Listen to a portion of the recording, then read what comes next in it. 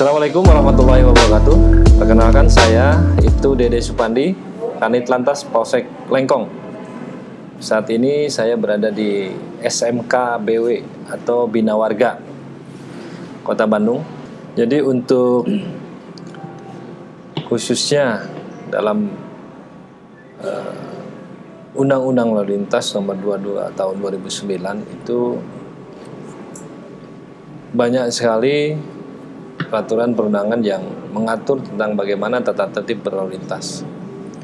Kita khusus untuk pelajar yang sering kita temuin di lapangan, ya, terutama di jalan raya, itu masih banyak kita temuin, ya, para pelajar, ya, menggunakan kendaraan bermotor tanpa menggunakan helm.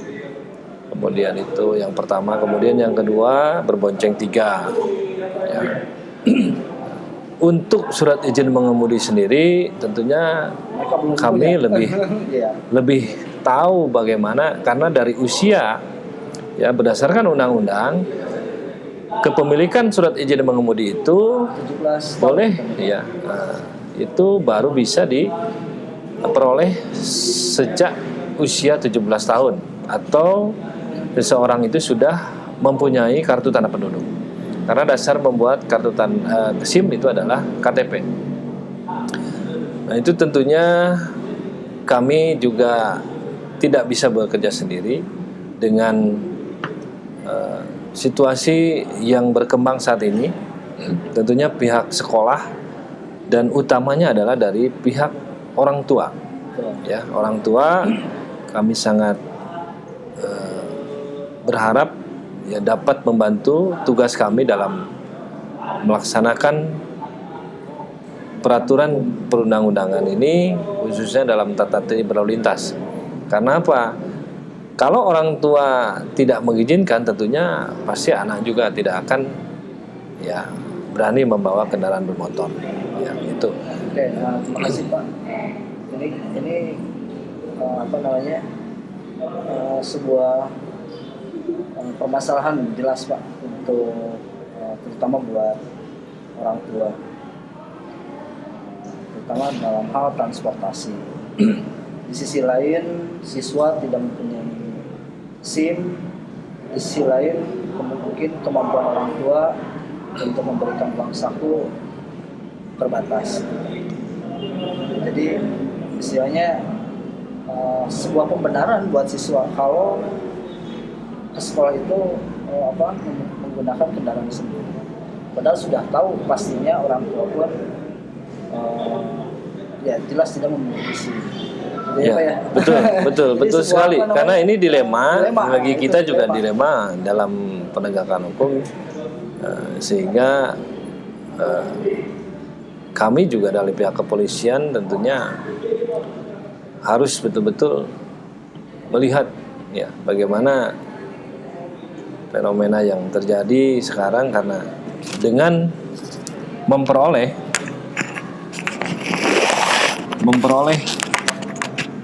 kendaraan yang sangat mudah, ya, kemudian alasan dari orang tua juga untuk transportasi anaknya yang dengan jangkauan atau jarak dari rumah ke sekolah yang cukup jauh, sehingga, ya, mau tidak mau, ya, orang tua, ya, akhirnya memberikan, ya, kendaraan tersebut, ya.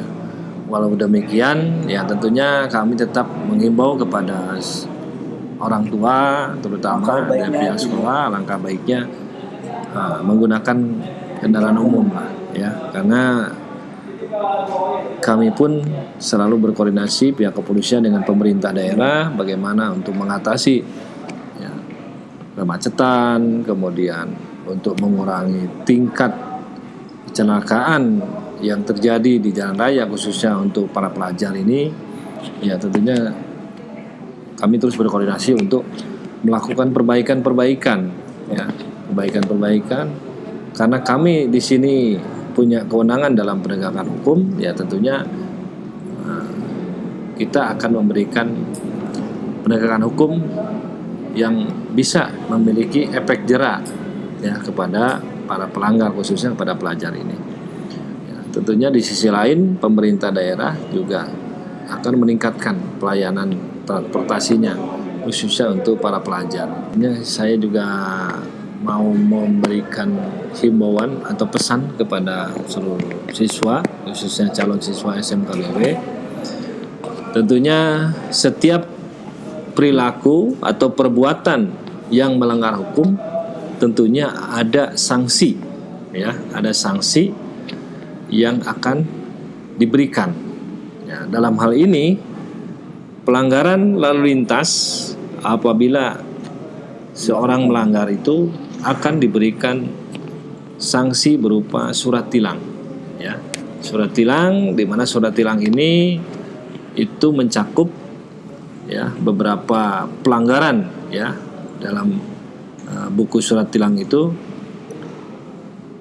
Yang pertama, tidak menggunakan helm, kemudian tidak memiliki surat izin mengemudi, tidak membawa surat tanda kendaraan bermotor atau STNK, ya, kemudian melanggar rambu-rambu lalu lintas, baik itu lampu isyarat lalu lintas, ya, atau lampu merah, kemudian rambu-rambu tanda berhenti, larangan jalan, kemudian larangan tidak boleh memutar arah, ya.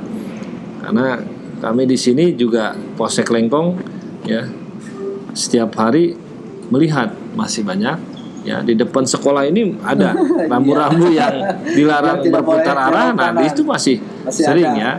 Kenapa itu ada di situ? Karena apa? Ya, itu adalah jalur cepat, ya, kemudian dekat dengan lampu merah. Jadi otomatis untuk mengurangi terjadinya kecelakaan, maka salah satunya adalah dengan membuat rambu-rambu ya dilarang berputar arah, ya, atau U-turn, ya, hanya berputar arah yang dari arah timur saja. Nah, sanksi itu diberikan, ya, surat tilang itu nanti itu untuk ada beberapa lembar surat tilang yang perlu diketahui oleh seluruh siswa. Yang pertama itu warna merah. Warna merah itu adalah untuk pelanggar, ya, diberikan kepada pelanggar. Kemudian warna biru sama untuk pelanggar, namun itu nanti untuk membayar denda itu ke bank, pihak bank, ya. Kalau untuk yang merah itu nanti untuk menghadiri ke pengadilan, ya, persidangan. Kalau yang biru itu untuk pembayaran denda tilang di bank, ya. Kemudian ada yang warna kuning, ya, untuk di kepolisian, yang hijau untuk di kejaksaan, ya. Kemudian yang putih itu untuk di pengadilan. Itu mungkin sanksi yang ini, ya, secara hukum, ya. Untuk sanksi secara moral artinya ya tentu nanti kita ada sanksi-sanksi yang sifatnya mendidik lah, ya. Ya mungkin ketemu nanti diingatkan, ya, mungkin diberikan tindakan artinya apa namanya, ya, push up lah, ya, atau misalnya suruh nyanyi Indonesia Raya. Nah, itu istilahnya hanya macam. Ya betul. Itu sanksi-sanksi yang istilahnya di luar daripada penegakan hukum secara langsung, ya, seperti itu. Untuk apa? Untuk mengingatkan mereka juga. Remaja, ya, berkaitan dengan penggunaan, ya, narkoba itu tentunya masih banyak terjadi, karena memang ini juga salah satu program dari kepolisian adalah dalam rangka menindaklanjuti program pemerintah untuk untuk membasmi ya peredaran narkoba di negara kita, ya, khususnya di kalangan remaja ini, ya, karena kalangan remaja ini adalah merupakan salah satu objek, ya, bagi oknum-oknum, ya, bagi mereka para pengedar, ya. Jadi sangat rawan sekali, ya. Karena awalnya ya si pengedar ini dia memberikan secara gratis. Ya, Untuk jadi para remaja ini ya, Pak? ya, jadi semacam Bayar dia dulu. ya dia memberikan secara gratis, suruh coba ya. Kemudian nanti kalau sudah ketagihan, nah baru mereka jual dengan alasan barang itu tidak ada, harus beli. Nah itu yang sangat rentan ya. Sehingga akhirnya apabila seseorang ya itu sudah kecanduan menggunakan narkoba, segala cara dia harus mendapatkan. Ya, akhirnya banyak terjadi kejahatan-kejahatan yang diakibatkan oleh kecanduan tersebut. Betul. Ya mungkin pada intinya ya jangan sampai coba-coba gitu, Pak ya. Ah, betul ya. Jangan sampai coba-coba, harus menjauhi Ya, itu ya. kemungkinan besar di ya kecanduan atau Kecanduan keterusan gitu ya, itu udah pasti kecanduan. Karena apa? Karena ya dari berbagai jenis narkoba itu semua mengandung ya semacam candu, semacam kepenasaran ya. Kemudian memberikan efek yang disebutnya kalau itu halusinasi yang tinggi ya. Ya kalau bahasa gaul sekarang mah halu katanya ya, anak-anak sekarang mah halu. Nah, tapi halunya negatif gitu kan. Tapi ya itu tadi ya, karena bahannya seperti itu sehingga halusinasinya apabila tidak bisa mengontrol itu akan berakibat fatal dan bisa mengakibatkan kematian ya dengan mengkonsumsi ya dengan dosis yang cukup tinggi, sehingga itu akan mengganggu saraf ya, kemudian saraf semua ya, otak segala macam ya, pokoknya berbahaya ya, sangat berbahaya sekali. Jangan coba-coba lah ya, jangan coba-coba. Mungkin dari kami dari segi penegakan hukum ya tadi ya, karena kita punya undang-undangnya ya, undang-undang psikotropika ya nomor 15 itu. Intinya tentu di sini kami pihak kepolisian terus ya memburu, kemudian terus membasmi ya peredaran narkoba yang terjadi. Baik, jadi kalau untuk sanksi tentunya berdasarkan undang-undang psikotropika dan narkotika ya, tentunya itu ada hukuman ya bagi pengedar, kemudian bagi pemakai ya, itu ada masing-masing.